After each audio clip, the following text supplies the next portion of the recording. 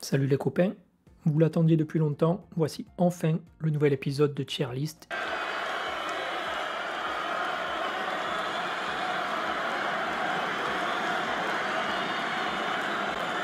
Et aujourd'hui, on va parler de l'Iron Cross, donc une figure de street workout difficile, très emblématique. Aujourd'hui, dans cet épisode, on va analyser une cinquantaine d'exercices, dont certains que vous m'avez envoyés sur les réseaux. Donc ça va nous faire une grosse cheerlist, une grosse vidéo sans doute, mais je profite des fêtes et d'être chez la famille, de ne pas m'entraîner en ce moment, et donc d'avoir plus de temps pour faire tout ça, pour vous faire une bonne grosse cheerlist, pour vous remercier de votre patience. Comme d'habitude, ne prenez pas les cheerlists comme des vérités absolues. L'idée, c'est juste de vous donner des idées. C'est juste de vous permettre de mieux comprendre la logique derrière le transfert, de mieux comprendre la logique du mouvement lui-même. Mais notez bien qu'aujourd'hui, je vais faire une certaine cheerlist, mais peut-être que demain, ou dans une semaine, ou dans un mois, avec les mêmes exercices, j'aurais fait une cheerlist un peu différente. Certains exercices que je vais mettre aujourd'hui en B, j'aurais tout aussi bien pu les mettre en C ou en A un autre jour. Mais en règle générale, ça devrait rester cohérent. Donc la plupart des exos qui seront en S et en A seront les meilleurs exos pour travailler la crosse, selon moi. Les plus pertinents, ceux qui ont le plus de transferts. En B, on aura des exos d'assistance corrects, plutôt bien. Et en C et en D, des exos un petit peu moins intéressants, voire pour la catégorie D, des exos complètement nuls. Avant de commencer cette tier list, on va déjà parler un petit peu du mouvement de la crosse, histoire que vous puissiez comprendre comment on va choisir les exos et comment on va choisir leur classement. Quand vous faites une Iron Cross, pour savoir quels sont les exos les plus pertinents pour travailler la crosse, il faut comprendre quels sont les facteurs limitants de la crosse, quelles sont les zones qui lâchent, quels sont les muscles les plus importants pour travailler le mouvement. Sur la crosse, on peut les séparer en deux catégories, la zone des épaules et la zone des coudes.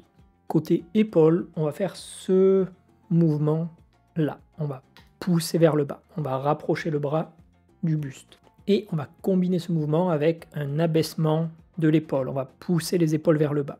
Il y a pas mal de muscles qui vont intervenir pour faire ces deux mouvements autour de l'épaule, mais pour simplifier, on va en retenir surtout deux. Les dorsaux, le grand dorsal, et les pectoraux. Donc il y aura d'autres muscles qui vont participer à ces mouvements, par exemple les trapèzes, trapèzes inférieurs et compagnie, mais vraiment généralement les deux muscles que vous sentirez congestionnés, travailler, là où vous aurez des courbatures si vous travaillez la crosse ou les cross press, ce sera surtout les pectoraux et les dorsaux. L'engagement il pourra varier selon l'angle du bras par rapport au corps. Donc c'est possible sur la crosse d'avoir le bras plus ou moins devant, plus ou moins derrière, ce qui peut un petit peu mettre un peu plus de pecs, un peu plus de dorsaux, mais dans tous les cas, on aura beaucoup de ces deux muscles. Avec les dorsaux, on pourrait aussi mettre les grands ronds, qui fonctionneront un peu en synergie, qui seront assez similaires. Généralement, on les ressent pas autant que sur des tractions coudes très ouverts et compagnie, mais ils travaillent quand même. Mais pour simplifier, on va mettre ça sous la catégorie des dorsaux. Une erreur commune de beaucoup de gens, c'est de penser que la crosse travaille les deltoïdes, les muscles des épaules. Tout simplement parce que ça ressemble à des élévations latérales, mais la direction de force n'est pas la même. Donc en élévation latérale, on lève le bras, comme ceci. En crosse, on pousse vers le bas. Et donc, on n'a pas de deltoïde latéral, etc., etc. Même si visuellement, ils ont l'air contractés. Mais ça, c'est trompeur. À la zone des épaules, on pourrait rajouter un peu en facteur limitant certaines structures. Donc, par exemple, le sternum et les clavicules, où il peut y avoir beaucoup de tension sur une Iron Cross. Et ça peut parfois être le facteur limitant, donc le conditionnement articulaire. Parfois, il y a des gens qui tentent une négative de cross alors qu'ils ne sont pas prêts et ils se pètent les clavicules. Donc ça, c'est pas vraiment des muscles, mais ça peut jouer, ça peut limiter. Et du coup, certains mouvements qui vont mettre beaucoup de travail sur ces zones auront également une forme de transfert sur la crosse. Et ensuite, le deuxième facteur limitant le plus courant sur la crosse, ça va être la zone des coudes. Et je dirais que pour la majorité des gens, particulièrement les gens qui ont des bras longs, des avant-bras longs, c'est plutôt cette zone-là qui sera le facteur limitant numéro 1.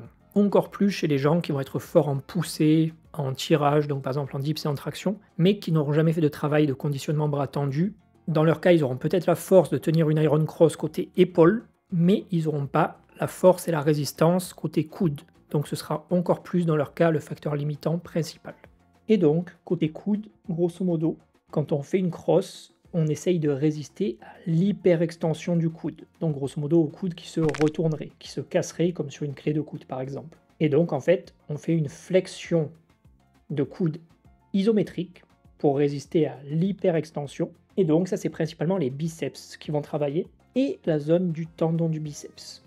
Toutefois, ce sera un travail très différent de tout ce qui va être le taf de curl et compagnie. C'est vraiment du travail en straight arm, très spécifique au street workout et à la gymnastique. Toutefois, il y a une petite subtilité en cross. Selon la position du coude, selon le degré de rotation interne que vous avez, selon si vous êtes en false grip, en no false ou autre, l'orientation de votre coude va changer. Et donc, le travail dans cette zone va également changer. Au plus le biceps pointera vers le sol, au plus vous aurez de rotation interne, au plus le biceps travaillera, au plus la tension sera au niveau du tendon du biceps. Par contre, au moins le biceps pointe vers le sol, donc s'il pointe par exemple vers l'avant, ici il y aura moins de travail du biceps et beaucoup plus de travail au niveau des structures passives et profondes de l'articulation du coude. Tout simplement parce que là on ne cherchera plus à résister à l'hyperextension, vu que la flexion-extension se fera dans ce plan-là et non plus vers le sol. En fait, on essaiera de résister à un mouvement dans une direction où le coude ne peut pas bouger. Donc, comme si le coude voulait péter vers le haut. Et donc, c'est pas vraiment les muscles qui vont résister à ce mouvement-là, ça va être plein de petites structures passives qui permettent de maintenir le coude en place. Pour faire simple, on va parler de zone des coudes et de conditionnement de force en straight arm, en bras tendu. Sachez juste que ça peut un petit peu changer selon l'orientation du coude. Maintenant que c'est clair, maintenant qu'on a bien compris la biomécanique de la crosse, les facteurs limitants de la crosse, on peut commencer la tier list. Donc comme vous voyez, on a plein d'exos, on a plein de figures de street, plein de mouvements connus, plein de mouvements beaucoup moins connus. Donc on va analyser et décortiquer tous ces mouvements et on va venir les placer dans les différentes catégories S, A, B, C, D. Petit rappel rapide pour ceux qui ne connaissent pas le concept d'une tier list, les exos S tier, ça va être les meilleurs exercices. Le top du top. Les exos avec le plus de transfert sur la crosse, vraiment les exos les plus efficaces, les plus pertinents. A tier, ça va être des excellents exos, très efficaces également, mais un petit peu moins que le S tier, pour une raison ou une autre. En B, ça va être des bons exos d'assistance, mais généralement il leur manquera un petit truc pour être aussi efficaces que les exos A et S tier. C tier, ça va être des exos assez moyens, voire médiocres, pas super pertinents pour travailler la crosse. Et en D tier, ça va être les exos qui sont nuls, qui n'ont pas de transfert du tout, ou vraiment très peu. Donc vraiment pas des bons choix. Donc commençons. Et en premier exo, on a la maltaise aux anneaux. Ça, clairement, j'aurais tendance à le mettre en A tier, pour plusieurs raisons. Certes, côté épaule, c'est pas vraiment le même mouvement, c'est pas le même engagement. Donc en cross, on pousse vers le bas et en dépression. En maltaise, on va pousser en protraction et vers l'avant. Par contre, côté coude, là, ce sera très similaire. Donc en maltaise, on aura un gros focus sur le straight arm, un gros focus sur le tendon du biceps et sur le biceps. Et vu que, comme j'ai dit, pour la majorité des gens, le facteur limitant numéro 1 sera autour des coudes, ça en fait donc un très bon exercice pour transférer sur la crosse selon moi. Et d'ailleurs, c'est pas rare du tout de voir des gens très forts en maltaise être capables de tenir déjà un minimum la crosse sans l'entraîner spécifiquement ou sans trop l'entraîner. De plus, ici, c'est la maltaise aux anneaux, donc on a cet aspect instabilité que procurent les anneaux, et donc selon moi il y a quand même un très bon transfert. Évidemment, au plus le straight arm, au plus les coudes sont votre facteur limitant numéro 1, au plus le transfert sera bon pour cet exo. Au plus le facteur limitant sera les épaules, au moins le transfert sera bon.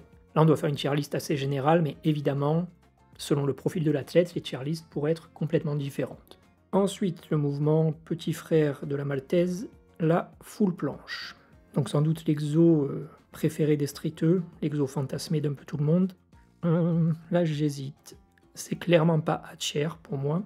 Vu que c'est sur para, sur l'image on va dire para et sol, j'aurais tendance à mettre ça en C, peut-être. Parce que là, certes, il y a du straight arm, mais beaucoup moins qu'en maltaise et beaucoup moins qu'en cross.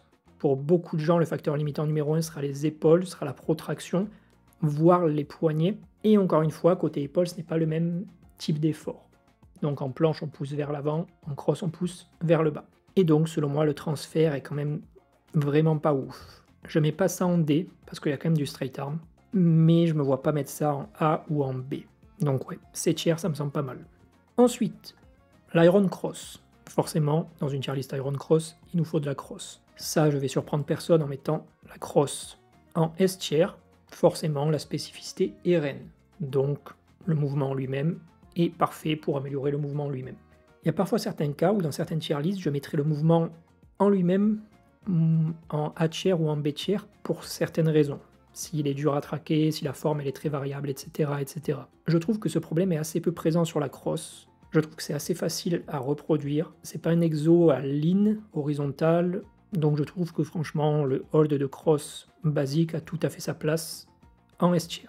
Ensuite la maltaise, mais cette fois-ci au sol ou sur barre. Là c'est la même chose que la maltaise aux anneaux, mais pas aux anneaux. Donc un petit peu moins spécifique à la crosse selon moi. J'hésite un peu entre B-tier, genre top du B-tier, ou un peu low A-tier. Bon, je pense qu'on va mettre ça en A-tier, parce que ça tabasse quand même bien les coudes, mais j'hésite un peu. Après ça reste un gros focus straight arm, et encore une fois, c'est très important en crosse. Donc ouais, on va dire A-tier. Ensuite, la planche, mais cette fois-ci aux anneaux. Là, pour moi, le transfert est déjà beaucoup plus intéressant sur la crosse pour deux raisons. Déjà, c'est aux anneaux, comme vous l'avez compris, donc il y a cette instabilité, il y a cette spécificité aux anneaux, donc il va mieux transférer sur de l'iron cross. Mais un autre truc intéressant, c'est qu'en planche anneau, on est en prise supination. Et la prise supination met beaucoup plus de focus sur le straight arm, beaucoup plus de focus sur le tendon du biceps. Et donc, un meilleur transfert sur le facteur limitant principal de la crosse, qui est les coudes. On n'est pas au niveau de la maltaise, côté transfert selon moi, mais c'est déjà beaucoup mieux. Je pense que ça peut avoir sa place en B-tier. Ensuite, les dips lestés. Les dips, c'est quelque chose qui est très souvent conseillé en exo préparatoire pour la crosse. Donc avant de travailler la run cross, les gens ils vont souvent dire il faut avoir un bon back lever, il faut avoir des bonnes dips, etc. Et en effet, les dips vont permettre de travailler certains des facteurs limitants de la crosse, préparer certaines structures de manière beaucoup plus douce qu'une crosse à ce travail-là. Par exemple, les dips travaillent pas mal la zone du sternum, la zone des clavicules, comme en crosse, et en dips on a cette action de dépression de l'épaule contre la gravité, on a ce travail des pectoraux, on a ce travail des abaisseurs de l'épaule, des dorsaux, etc. Donc côté zone des épaules et structure, c'est assez similaire à la crosse, donc le travail peut être intéressant de ce côté-là. Évidemment, on n'a pas de travail des coudes, on n'a pas de travail des biceps. Donc ça peut être un bon travail préparatoire, un bon travail d'assistance, mais ça peut pas être un exo principal pour travailler sa crosse, ni un exo qui va permettre de débloquer sa crosse ou de progresser énormément dessus sans en faire. Pour ces raisons, j'aurais tendance à mettre ça en B, et quant à savoir est-ce que je le mets devant ou derrière la planche aux anneaux, je suppose que ça dépendrait de votre facteur limitant. Si vous êtes à la traîne côté épaule, côté structure du torse ou autre, les dips seront beaucoup plus intéressantes. Si vous êtes à la traîne côté coude, la planche suppi sera plus intéressante. On va dire à égalité. Ensuite, les front lever pull-up. Ça, pour moi, le transfert sera vraiment pas bon.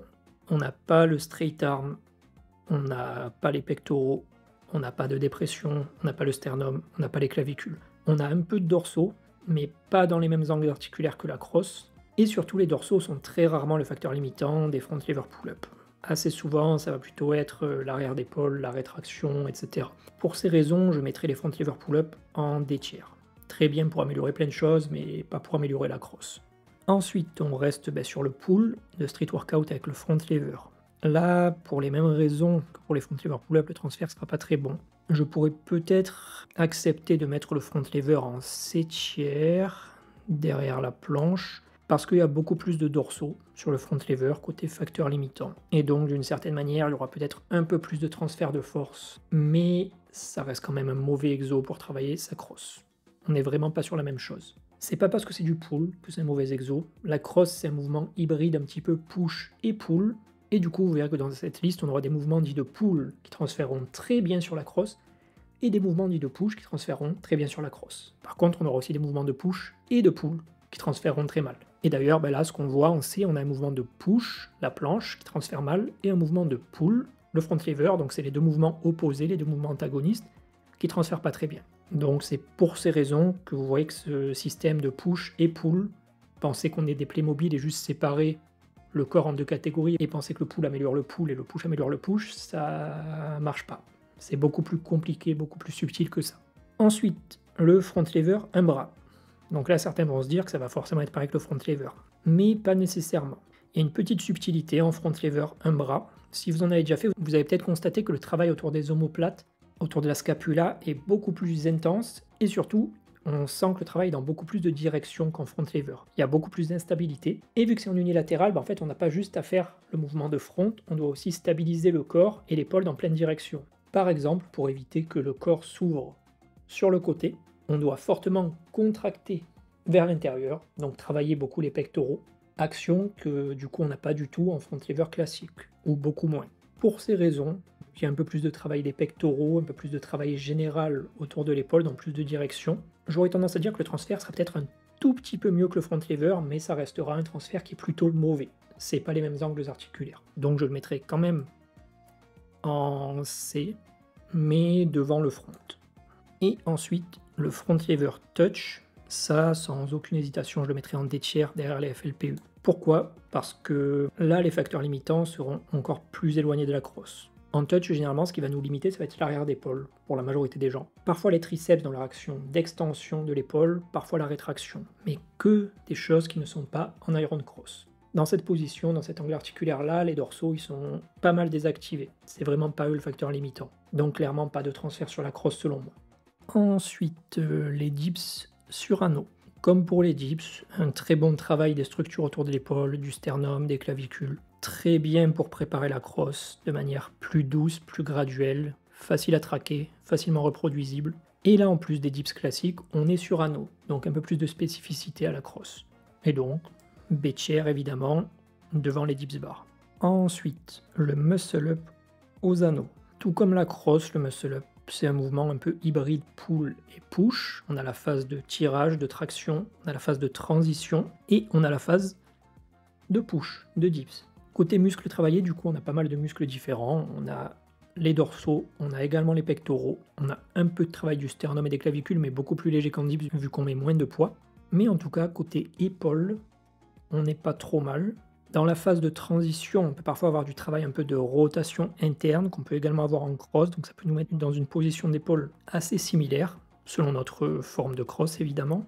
Donc sur le papier, ça semble pas trop mal sur certains points, c'est également aux anneaux, donc plus spécifique. Le problème, selon moi, c'est que le facteur limitant numéro 1 du muscle-up aux anneaux, c'est vraiment la phase de transition. Et c'est quoi qui limite la phase de transition? C'est beaucoup la zone des coudes, mais pas dans le même sens, pas dans la même direction qu'en straight arm, type maltaise, iron cross et planche. Donc c'est beaucoup plus côté triceps, beaucoup plus côté extension du coude, et non pas flexion. Ce qui fait que même si les dorsaux et les pectoraux vont travailler, ils vont travailler à une intensité plus faible, à des charges plus faibles que sur des dips lestés, que sur des tractions lestées, etc. Donc ça peut permettre de travailler un petit peu les angles articulaires de la crosse, préparer un peu les structures, mais à une intensité assez faible. Même délire pour le sternum et les clavicules, vu qu'on met beaucoup plus léger en muscle-up, généralement on n'aura pas de gros travail de ces zones-là. Quelqu'un qui a mal au sternum sur des dips lourdes, il aura pas mal au sternum sur son muscle-up. Pour toutes ces raisons, je vais pas le mettre en D, peut-être en C, ouais, en C. Ensuite, les tractions supination ou les tractions prise neutre, en fait les tractions où on aura les coudes devant, les coudes fermés. Ça, selon moi, le transfert sera pas ouf. Certes, on aura du travail des dorsaux, qui sera conséquent, pas exactement dans le même angle articulaire qu'en cross, vu que là on sera vers l'avant, alors qu'en cross on sera plutôt ouvert, mais il y aura quand même une forme de transfert évidemment. On aura de la dépression, de l'abaissement des épaules, ça c'est clair, donc de ce côté-là pas de souci. On aura des travails des biceps en flexion, mais toutefois pas dans le même angle articulaire, donc là on n'aura pas de tension en position bras tendu. La tension elle se fera plutôt autour des 90, voire de la compression, donc le transfert sur le straight arm sera quand même très faible. C'est pas parce que vous êtes fort en chin-up et en curl que vous avez un bon conditionnement bras tendu pour faire de la crosse et de la maltaise. À la limite, ça peut permettre de préparer un peu les tendons, c'est plus soft, il y aura une forme de transfert, mais il sera relativement faible. Je mettrai ça en C tiers, je pense, sans doute devant tous ces exos-là. Vu qu'il y a quand même un petit peu plus de trucs en commun avec la crosse. Ensuite, le back lever en pronation. Donc souvent un exercice qui est recommandé avant de commencer à travailler la crosse. Beaucoup de gens ils vont dire qu'il faut avoir un back lever de 15 secondes ou de 30 secondes ou autre pour préparer les coudes et compagnie. Si vous avez vu ma vidéo sur les prérequis et les figures, vous savez que c'est pas obligatoire d'avoir des prérequis du genre, mais qui dit prérequis dit normalement, si c'est des bons prérequis, qu'il y a du transfert sur la crosse, sur le mouvement final. Ici, qu'est-ce qu'on aura en commun? Comme en planche, comme en maltaise, la direction de force, c'est comme ceci. Ce n'est pas comme ceci. Donc de ce côté-là, ce sera pas bon. Côté omoplate, c'est de la protraction. De ce côté-là, idem, pas pareil qu'en crosse. En crosse, on peut être en protraction, donc comme ceci, mais c'est pas de la protraction contre la gravité. Donc contre la gravité, on fait une dépression. Donc il ne faut pas confondre positionnement et travail contre la gravité. Sur le back lever, on aura un bon travail du sternum et des clavicules. Donc ça peut être intéressant pour la crosse. Mais là, le fait d'être en pronation, on aura assez peu de tension sur les coudes, sur le straight arm et sur les biceps. Il y en aura un petit peu, notamment dans leur action de flexion d'épaule, notamment vu que le bras est pas mal derrière le corps, donc un gros étirement des biceps, mais ça restera assez faible. J'aurais tendance à mettre le back lever en pronation assez bas, peut-être 7 tiers. Ensuite, les tractions pronation, prise plutôt large, on va dire traction street lifting. Là, le transfert sur la crosse sera plus intéressant que dans les tractions coude vers l'avant. Déjà car l'angle articulaire est beaucoup plus proche. On aura cette action d'adduction des épaules, comme en crosse du coup. On aura la dépression, et donc côté engagement, ce sera assez similaire à de la crosse. Comme sur les autres mouvements de traction, les pectoraux seront également un petit peu recrutés de manière secondaire, notamment pour l'abaissement des épaules, mais ça restera principalement un travail des dorsaux et des grands ronds. Et donc pour la zone des épaules, notamment si vous avez une crosse très dominante côté dos, ce sera un bon exo côté transfert. Encore une fois, si votre problème c'est vraiment les coudes, le transfert sera bien moins bon. D'autres fois, je pense qu'on peut placer ça en B. Ensuite, dans les exos qu'on m'a suggérés sur Instagram, on a tout ce qui va être les chest fly à la poulie. Donc ça pareil, ça peut être un exo où beaucoup de gens vont penser qu'il y a du transfert cross parce que des fois la position il ressemble un peu. Donc on fait du chest fly, on est vachement ouvert comme ceci, les gens ils voient une cross, on est vachement ouvert comme ceci, bras presque tendus en chest fly, bras tendus en cross, et donc on peut facilement se dire qu'il doit y avoir du transfert. Toutefois, en chest fly, la direction de force n'est pas la même. Donc encore une fois en cross comme ça, et en chest fly, ça va être plusieurs angles, ça peut être vers le haut, ça peut être vers le milieu, ça peut être vers le bas, mais c'est vers l'avant. Donc pectoraux, mais aussi avant d'épaule, et plus ou moins de biceps, selon à quel point vous tendez les bras. Le transfert ne sera pas inexistant, ça travaille un peu la zone du sternum de manière assez soft, mais pourquoi pas. Ça travaille un petit peu les pectoraux, ça fait jamais de mal d'avoir plus de force au côté pectoraux pour la crosse. Toutefois, le transfert ne sera pas génial, on n'a pas de straight arm, les biceps travaillent mais pas dans leur même fonction et pas dans le même angle articulaire. L'avant d'épaule en crosse, généralement on n'en aura pas ou assez peu. Généralement l'avant d'épaule en crosse, on peut en avoir si on a une très grosse rotation interne. Donc, comme ceci, et si notre deltoïde avant pointe vers le sol.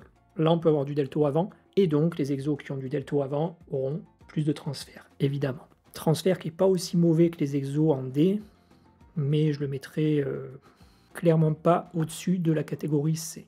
Peut-être ici, par exemple. Ensuite, les tractions nuque, ou les tractions prises très larges au coude, très ouvertes. Pour ce type de traction, on sera dans un angle articulaire très proche d'une crosse, donc forcément il y aura plus de transfert que sur des tractions avec les coudes un peu plus vers l'avant. Et parfois, de ressenti d'expérience perso, ce type de traction fera aussi un gros travail articulaire de conditionnement, et parfois qui se retrouvera un petit peu sur certaines positions d'épaule qu'on retrouvera en crosse. Donc pour moi, c'est une bonne variante de traction pour préparer un peu la crosse, des tractions avec une prise pas mal large. Certes, en termes de charge absolue, on met moins lourd que sur des tractions prises larges classiques, et donc ça peut un peu se débattre quelle est la meilleure variante, traction nuque ou traction un peu plus street lifting. Les tractions street lifting permettront par exemple, si on met plus lourd, de mettre plus de tension sur la dépression et compagnie. Moi, j'aurais tendance à les mettre en B-tier également, peut-être un petit peu devant. Ensuite, le back lever, cette fois-ci en supination. Ça, pour moi, c'est un exo qui aura un bien meilleur transfert que le back lever qu'on a vu avant en pronation. Là où le back lever en pronation est un exo plutôt médiocre, selon moi, pour la crosse, le back lever en supination est un excellent exo pour travailler la crosse, pour préparer la crosse ou pour améliorer la crosse indirectement. Pourquoi? Parce qu'en back lever supination, cette fois-ci, on a un très gros focus du straight arm, du tendon du biceps. On conserve ce travail du sternum et des clavicules, mais le facteur limitant numéro 1, c'est vraiment le straight arm. Le fait qu'on soit aux anneaux en back lever ou à la barre, selon moi, ça ne changera pas des masses, contrairement aux exos où on est au-dessus des anneaux, comme la crosse, la maltaise et la planche, où là, côté équilibre et stabilité, ça change vraiment beaucoup de choses. Pour le back lever, ça ne change pas des masses, mais bon, j'aurais comme tendance, si c'est possible, à privilégier aux anneaux. C'est toujours un petit peu plus spécifique. Et clairement, du coup, le back lever, j'aurais tendance à le mettre au même titre que la maltaise et compagnie, en H-chair. Donc un excellent exo pour la crosse. Ensuite, un exo assez peu connu dans le street workout, assez peu pratiqué du moins. Donc j'ai tourné une vidéo sur cet exo, je ne sais pas si elle sortira avant ou après cette tier list. Si elle est déjà sortie, je la mettrai en haut, et sinon vous la verrez bientôt. Et cet exo, ça va être le Close to Impossible, le CTI. Un exo très difficile, est assez rare, assez peu travaillé. Vous pouvez un petit peu voir ça comme un front lever, mais au lieu d'être à l'horizontale, vous êtes à la verticale. Mais côté engagement, c'est assez similaire. Toutefois, sur le CTI, vous aurez beaucoup plus de travail de la dépression, comme sur la crosse. Et au plus le CTI aura une prise large, au plus il se rapprochera d'une crosse. Un CTI prise très large et une crosse, c'est presque la même chose. Si vous élargissez trop votre CTI, ça devient une crosse. Et donc, si on parle d'un CTI avec une prise plutôt large, voire très large, le transfert sera excellent, selon moi. Je ne mettrai pas ça en S-tier non plus, pour la simple et bonne raison que côté coude, l'engagement est plutôt proche d'un front lever et non pas d'une crosse. Donc on n'a pas de tension sur le tendon du biceps, on n'a pas vraiment de biceps, c'est beaucoup plus triceps. La direction des coudes est un peu différente. Et côté engagement, ça ressemble beaucoup plus à du front lever. Toutefois, pour le fait que côté angle articulaire, c'est beaucoup plus proche, et que la dépression, et que c'est un mouvement que la quasi-totalité des gens feront en prise plutôt large vu la difficulté du mouvement. Je crois que personne n'a réussi à le faire en close grip, en no false, si je dis pas de bêtises. Pour toutes ces raisons, j'aurais tendance à le mettre en A, derrière les autres exos, mais en A quand même. Donc low A tier. Et ensuite, l'exo opposé à celui-là, encore moins connu, mais très intéressant également, ça va être le reverse CTI, le CTI inversé. Si le CTI, on peut voir ça comme un front lever à la verticale, le reverse CTI, on peut voir ça comme un back lever à la verticale. Et plus précisément, un back lever supination à la verticale. Et donc, si vous avez compris pourquoi le back lever supination est un excellent exo pour la crosse, vous devriez facilement comprendre pourquoi le reverse CTI est un excellent exo pour la crosse. Car comme sur le back lever supination, on a tout l'aspect straight arm, coude, biceps, mais en plus, chose qu'on n'a pas au back lever, on a l'aspect dépression. Et le travail du sternum des clavicules est également très fort sur cette variante-là. Le travail articulaire côté épaule est très similaire à la crosse de mon ressenti. Et comme pour le CTI, au plus votre reverse CTI aura une prise large, au plus vous allez vous rapprocher d'une iron cross. Pour toutes ces raisons, je mettrai cet exo peu connu en S-tier, clairement. Derrière la crosse, mais un excellent exo pour travailler sa crosse. Ensuite, exo suivant, les festos, à la barre ou aux anneaux. Les festos, tout comme les tractions coude vers l'avant, ne sera pas exactement dans le même angle articulaire que la crosse, et sera un exo, grosso modo, où on fera un mouvement de curl, et en même temps une espèce de mouvement un peu vers l'avant, de flexion d'épaule. On aura du travail des pectoraux, mais pas dans les mêmes angles que la crosse, pas de travail des dorsaux vraiment. Côté structure, on peut avoir un peu de transfert sur la crosse, et même si les biceps travaillent énormément en festo, et qu'on a quand même un petit aspect assez proche du straight arm, vu qu'il y a beaucoup de tension en position bras tendu, c'est pas exactement la même chose. Ça peut être un très bon exo pour préparer les biceps, pour se conditionner de manière générale, mais côté spécificité à la crosse, c'est pas trop ça. J'hésite un peu entre B et C, peut-être en bas des exos B ou en haut des exos C. Ensuite, la figure la plus emblématique du street workout, quoi qu'en diront les puristes, le drapeau. Tout comme la crosse, c'est un exo hybride push-pull, donc un bras qui pousse et un bras qui tire. Toutefois, les angles articulaires sont vraiment différents. En crosse, on est en dépression d'épaule, en drapeau, on fait de l'élévation d'épaule. L'engagement en straight arm est très différent en drapeau. Et même si en drapeau, on a beaucoup de travail des dorsaux et du grand rond, on est dans des angles articulaires très éloignés. Donc ici pour le drapeau, ici pour la crosse, de mon ressenti, il y aura vraiment très peu de choses en commun avec la crosse. Le transfert sera vraiment pas bon. J'aurais tendance à le mettre en D, peut-être devant les autres exos, mais même pas sûr. Pour moi, le transfert de ces trois exos, dans tous les cas, est pas bon. Ensuite, le muscle-up, mais cette fois-ci à la barre. Là, on retrouvera les mêmes problèmes du muscle-up classique aux anneaux, mais avec encore moins de spécificité. Et généralement, en muscle-up barre, on aura une trajectoire beaucoup plus circulaire, beaucoup moins compacte, et on jouera beaucoup plus sur l'explosivité de la traction, sur la partie basse, vraiment sur le départ et sur le timing. Pour ces raisons-là, j'aurais tendance à le mettre plus bas que la variante aux anneaux, en C-tier, mais plutôt bas du C-tier. Il y aura une forme de transfert, il y aura un peu de travail en commun avec la crosse, mais très faible. Je vois vraiment pas quelqu'un progresser en crosse en faisant ça. Ensuite, le handstand à un bras. Côté engagement musculaire, le handstand à un bras, c'est très similaire au drapeau, au bras du bas du drapeau, donc de l'élévation. Comme vous avez vu, le drapeau a un très mauvais transfert, le one arm handstand a un transfert qui est encore plus mauvais, parce qu'on n'a même pas l'aspect tirage du drapeau. Et le facteur limitant numéro 1 du one arm handstand et du handstand en général, c'est pas la force, c'est l'équilibre, c'est la technique. Donc vraiment, cet exo, c'est des tiers. Le transfert est inexistant. Ensuite, un exo très peu connu que j'essaye de populariser un peu à ma petite échelle, les Baby Cross et les Baby Cross Press et tous les exos en baby. C'est pas trop mal utilisé dans certains cercles de gymnastique. C'est parfois un exo que vous verrez sur certaines chaînes anglophones. En France, c'est plus rare. Grosso modo, ça va être une Iron Cross, mais avec les jambes posées au sol, ou sur une box, ou sur un banc. L'idée, c'est de se délester. C'est de pouvoir faire une cross, mais avec moins de charge, avec plus de stabilité. J'ai déjà fait des vidéos sur les baby reps, où j'explique pourquoi je trouve ça très intéressant, donc je vous la mettrai en haut si vous voulez aller voir. Mais là, grosso modo, on sera au maximum côté spécificité. On travaillera exactement les mêmes muscles, les mêmes angles articulaires. C'est juste une cross délestée et plus stable. Pour moi, c'est sans doute une des meilleures manières de travailler la cross et de commencer à travailler la cross en sécurité quand on a assez peu de force. Et c'est clairement la méthode qui à l'époque m'a fait le plus vite progresser en cross. Donc la cross, je la travaille depuis longtemps. J'ai testé beaucoup de méthodes et beaucoup de méthodes qui me faisaient vraiment patiner, où j'avais tendance à me blesser souvent, où je stagnais, où je régressais, ou alors où la progression était très très lente. J'en voyais pas le bout, je me voyais vraiment pas débloquer la cross. Dès que j'ai commencé à faire des baby reps et des baby cross lestés, j'ai très rapidement réussi à débloquer une cross en omni-grip, en 1 mois et demi ou 2 mois je crois. Donc un exo exceptionnel qui mérite largement sa place en S-tier au sommet de cette liste, et peut-être même devant la cross.